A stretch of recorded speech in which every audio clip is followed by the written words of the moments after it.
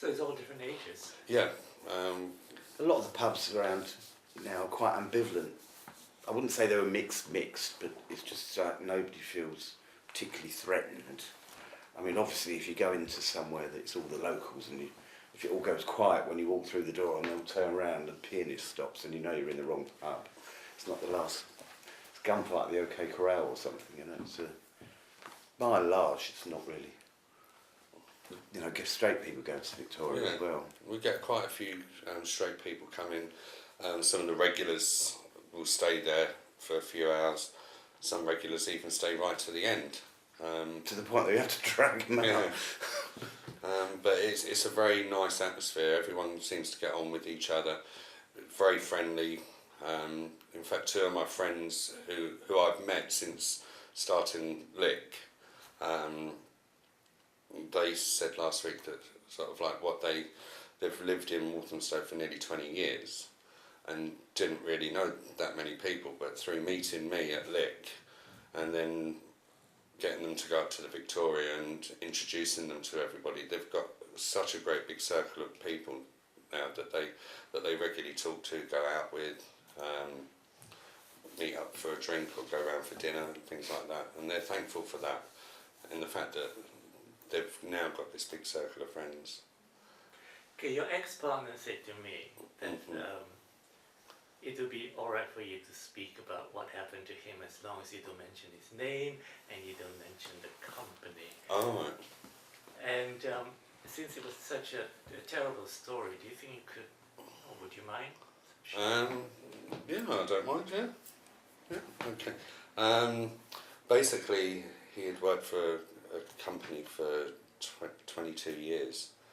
It started when he was young lad of 18. Worked his way up, was a very respected manager of a major store. And as soon as they found out that he was gay, they made his work life very, very hard. They tried to say that he favoured the male members of staff over the female, which was totally untrue. Because looking at some of the male members of staff, you wouldn't want to favour them. I could understand if he was hiring good-looking, young, good-looking men, but no, they weren't. They were far from it.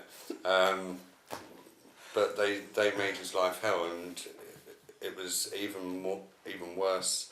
So in the fact that he just lost his mother, and the day he was having time off from work, and the day after his mother died, obviously he wasn't at work, and they went into the store and tried to get his deputy managers and staff to say things about him that weren't true, just so that they could actually get rid of him, which was really, really not the nice thing to do. He was so well liked by all the staff that they wouldn't actually do it, especially some of the managers that worked under him, and they contacted him to let him know that this is what had happened. Since then, he's had to, like when they did get rid of him, they gave him a payout, but not worthy of what he should have got, and made him sign a disclaimer. It was I can't remember the name of the agreement, but it was said that he couldn't actually talk about it to anybody, or couldn't appeal against anything. That was about 4 or 5 years ago now.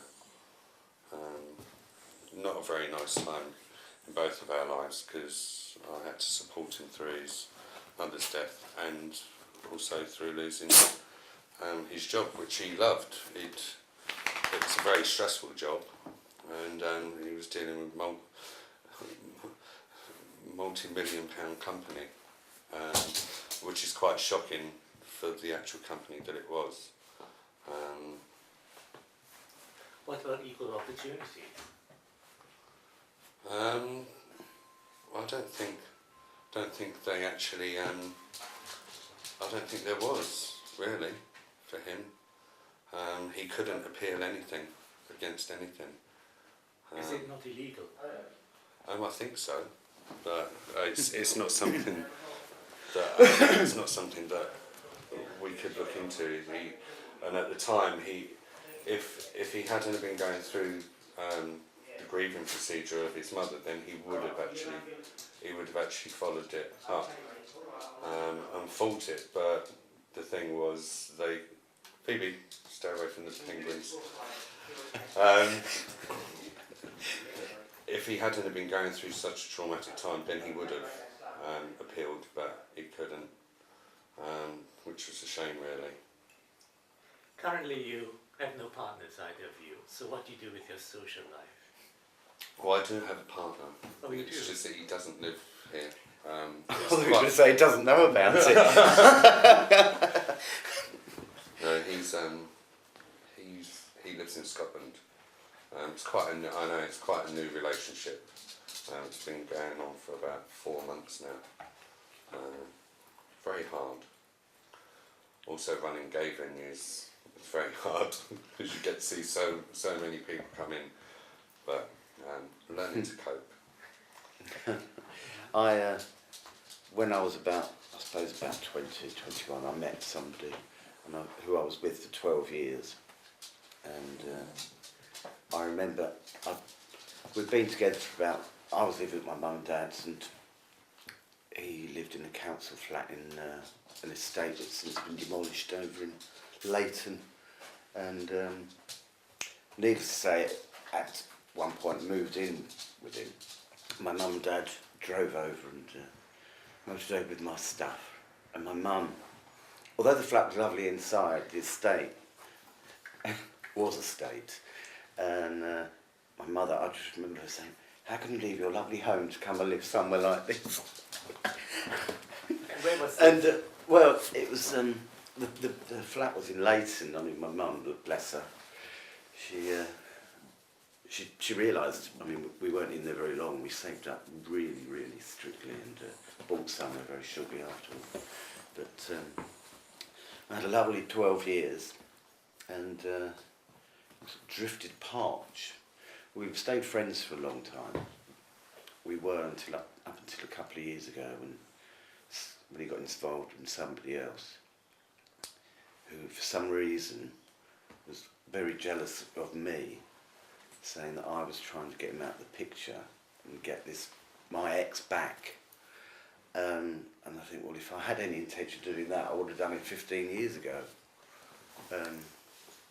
When we split up. But anyway, I'll just stay out of it now. It's easier. And a while after, I had a 4-year relationship for a while. For 4 years, obviously. Then a while after that, 6 months, and it's been going down ever since. Simply one night. No, it doesn't even get to that anymore. But you're happy working at Victoria? Oh yes, it is a good laugh, yeah. I do enjoy bar work. I've a number of places I've made a lot of good friends.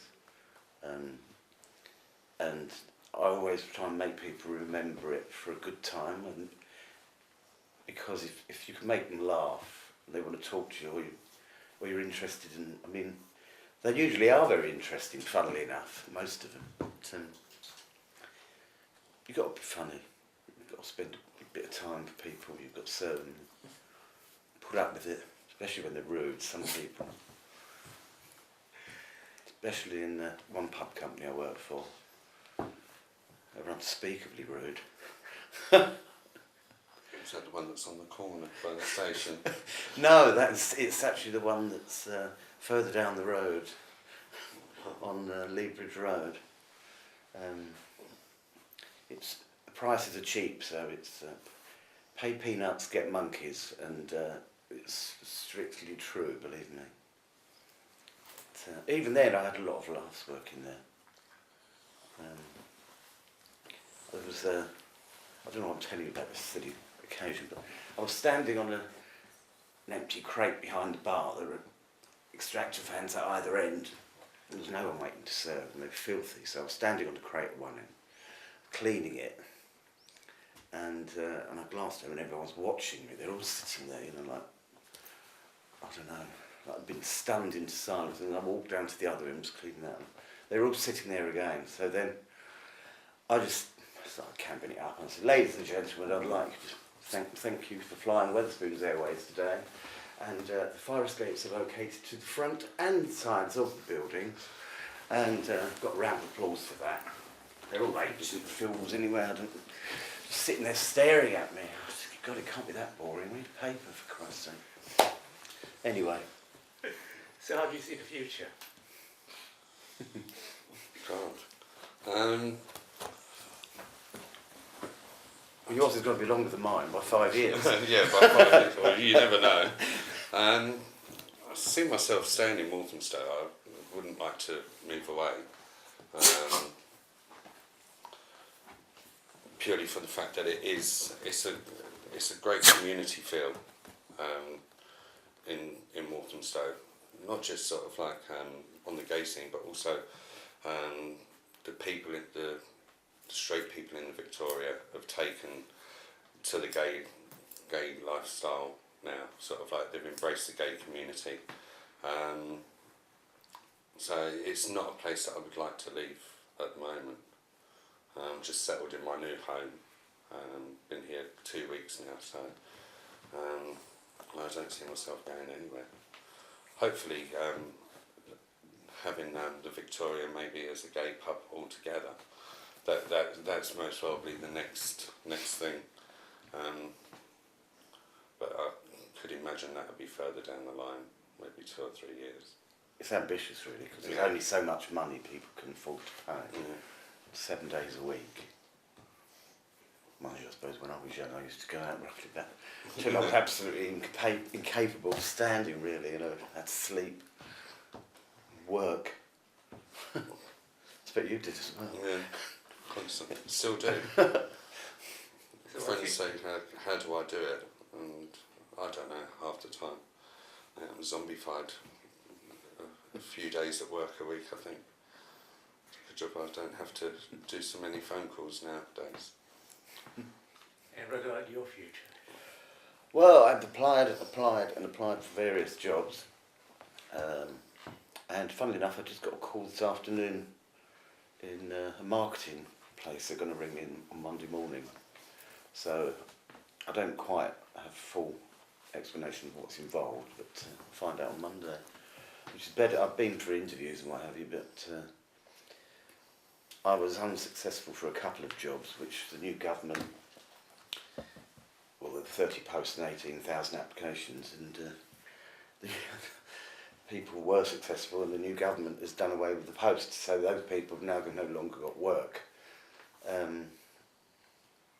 I'm quite sorry for the people concerned, but I'm glad I didn't waste my time getting a job for a month. It would have driven me round the bend. But you've got the Victoria to keep it going. Oh, well, yeah, I mean, I only work there every fortnight, and it's only for a few hours. But I like going there, and while I'm there meeting people, have a drink occasionally at the end. I'm not spending any money going out, am I? Which I haven't got.